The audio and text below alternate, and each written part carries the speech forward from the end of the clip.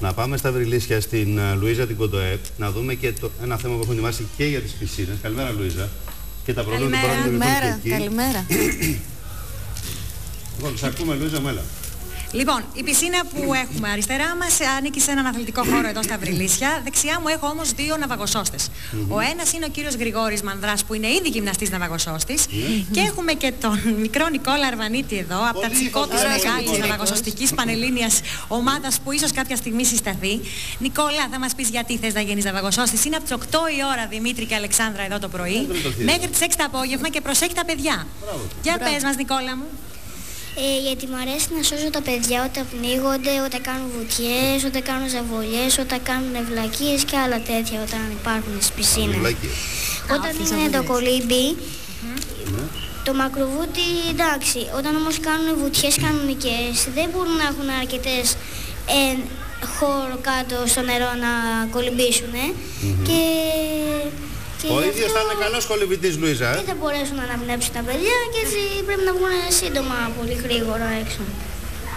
Δημήτρη μου, δεν σας ακούω πάρα πολύ καλά, διότι μέσα στην πισίνα αυτή τη στιγμή γίνεται αυτό που βλέπετε. Θέλω όμως να πάμε στον κύριο Γρηγόρη Μανδρά, ο οποίος είναι ο ήδη πια σπουδαγμένος, να μας πει ποια είναι αυτά τα πράγματα που απαγορεύονται και πρέπει πραγματικά να τα προσέχουμε, όχι μόνο οι ναυαγοσώστες, αλλά και οι γονείς.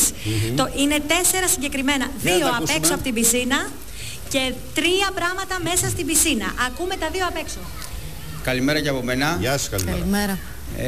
Γενικά στις πισίνες, γύρω-γύρω από την πισίνα απαγορεύεται το τρέξιμο, γιατί σε περίπτωση που βραχούν τα πλακάκια είναι επικίνδυνο, γλιστράνε πάρα πολύ και μπορούμε με το πέσιμο να σπάσουμε κάποιο μέλος του σώματος.